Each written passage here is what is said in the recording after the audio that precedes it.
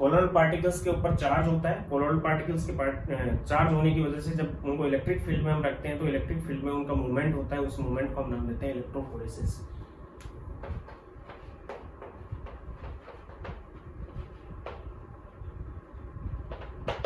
Electrophoresis इसको हम इस टाइप से समझ सकते हैं।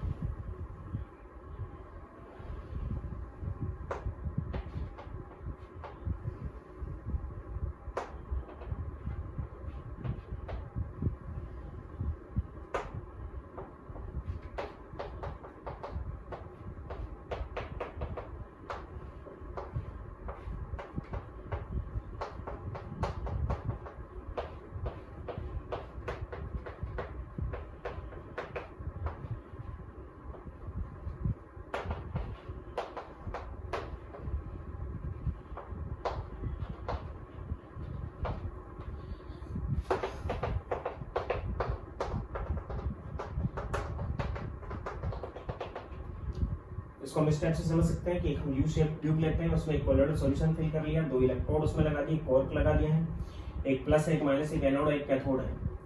सपोज करो कि ये AH2S3 का सोल है और AH2S3 का नेगेटिव सोल होता है, क्योंकि जनरली याद रख लेना इसको, जनरली सल्फाइड ऑफ मेटल्स या सल्फाइड सोल ऑफ मेटल्स और मेटलिक सल्फाइड सोल्स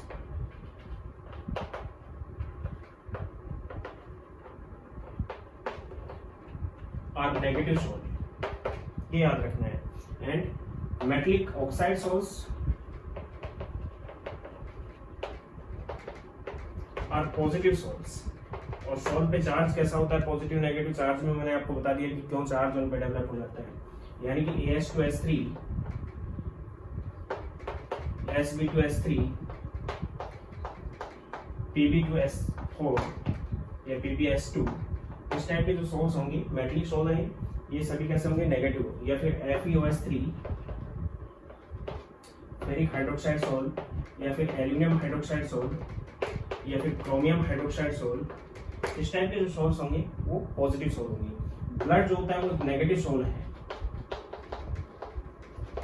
क्योंकि ब्लड के अंदर जो एल्यूमिना होता है, उस एल्यूमिना के ऊपर नेगेटिव चार्ज होता है, वही कोलोइडल पार्टिकल की फॉर्म में है, जिसको हम नेगेटिव सोल नाम दे रहे हैं। तो AH2S3 नेगेटिव सोल है, तो होगा क्या, नेगेटिव और पॉजिटिव हमने 2 पोल यूज किए हैं, तो सभी जो कोलोइडल पार्टिकल्स हैं, डिस्पर्स्ड फेज की बात कर रहा हूँ, डिस्पर्सन मीडियम की नहीं कर रहा, मीडियम पे कोई चार्ज नहीं है, मीडियम एज इट इज है, सभी पार्टिकल्स का मूवमेंट एक ही डायरेक्शन में हो जाएगा। कौन सी डायरेक्शन में, पॉजिटिव में। अगर ये पॉजिटिव सोल होता है तो नेगेटिव की तरफ चलने लगते। Migration of particles toward N electrode is called electrophoresis in present of electric field. Electric field के अंदर कोलोइडल पार्टिकल्स का मूवमेंट एक ही इलेक्ट्रोड की तरफ होता है, उसको हम क्या नाम दे रहे हैं, इलेक्ट्रोफोरेसिस नाम दे रहे हैं। और ये यहाँ पे आके और इकट्ठे हो जाएंगे, इकट्ठे होने का मतलब कोगुलेशन, क्योंकि डिस्चार्ज हो गई। इसलिए यहाँ पे कोलोइडल पार्टिकल्स को हम सेपरेट कर सकते हैं उसके डीएम से, अगर इस टाइप से हम करें तो what is the electrophoresis? Electrophoresis is migration of colloidal particles toward an electrode in presence of electric field. Electric field apply करने की वजह से एक ही डायरेक्शन में उनका चल जाता है। क्यों ये सब क्यों होता है, मैं आपको बता देता हूँ। Due to same charge present on colloidal particle or dp particles is called electrophoresis। इसी ही नाम देंगे हम इलेक्ट्रोफोरेसिस। तो ये हो गया इलेक्ट्रोफोरेसिस। कभी कभार क्या होता है कि डीपी पे चार्ज नहीं होता, डीएम पे चार्ज होता है, तो माइग्रेशन डीएम का होने लगता है, देन उसको हम नाम देंगे इलेक्ट्रोस्मोसिस।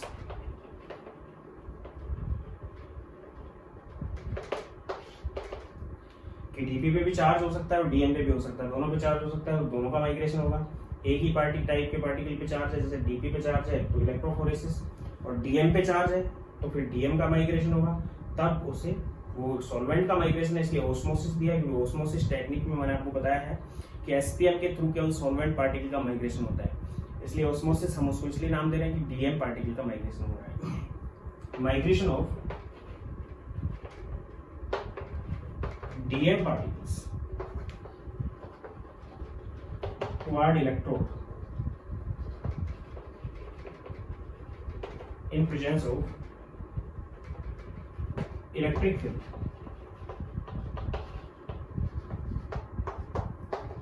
is called electroosmosis। इसको हम नाम देंगे इलेक्ट्रोओस्मोसिस।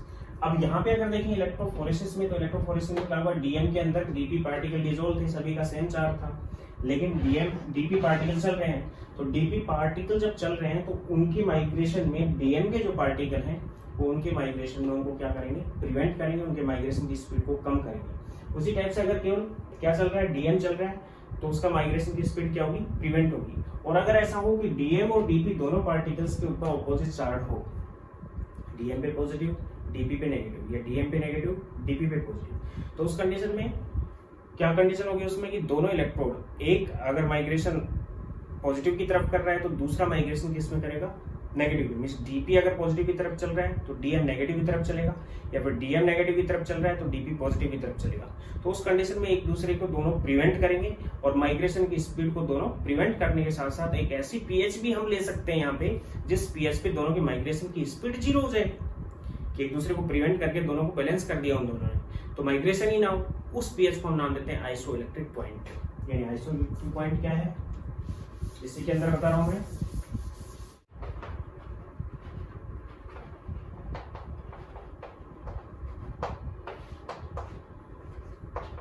The pH at which migration of DM and DP particles not take place toward electrodes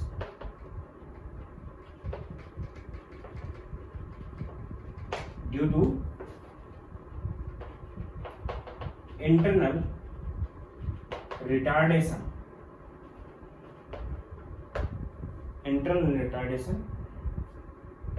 of migration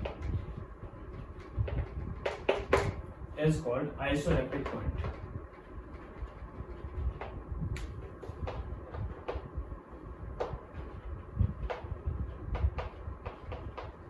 और ये सभी कोलोइडल सॉल्यूशन का नहीं होता है, उनका होगा जिनमें डीएम और डीपी दोनों पार्टिकल्स के ऊपर चार्ज हो, तो उनके अंदर आइसोइलेक्ट्रिक पॉइंट होता है, और पर्टिकुलर कोलोइडल सॉल्यूशन के लिए आइसोइलेक्ट्रिक पॉइंट अलग होगा।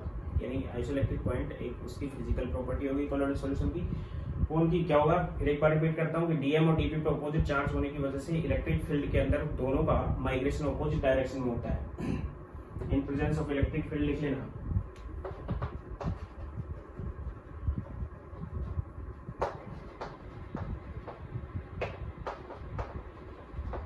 दोनों का माइग्रेशन अपोजिट डायरेक्शन में होता है, यहाँ पे लिख लेना। माइग्रेशन अपोजिट डायरेक्शन में होने की वजह से एक की स्पीड दूसरे की स्पीड को प्रिवेंट करती है, रोक देती है। अब रोक देती है तो रेजिस्टेंस होगा, रेजिस्टेंस की वजह से एक म्यूचुअल ऐसा रेजिस्टेंस हो जाए जिसकी वजह से दोनों की स्पीड बराबर हो, और उस वजह से दोनों एक दूसरे को प्रिवेंट करते हैं, यानी कि उनका माइग्रेशन 0 हो जाए। उस पीएच को हम नाम दे रहे हैं आइसोइलेक्ट्रिक पॉइंट। ये था इलेक्ट्रोफोरेसिस, और ये कोलोइडल पार्टिकल के ऊपर चार्ज की वजह से होता है।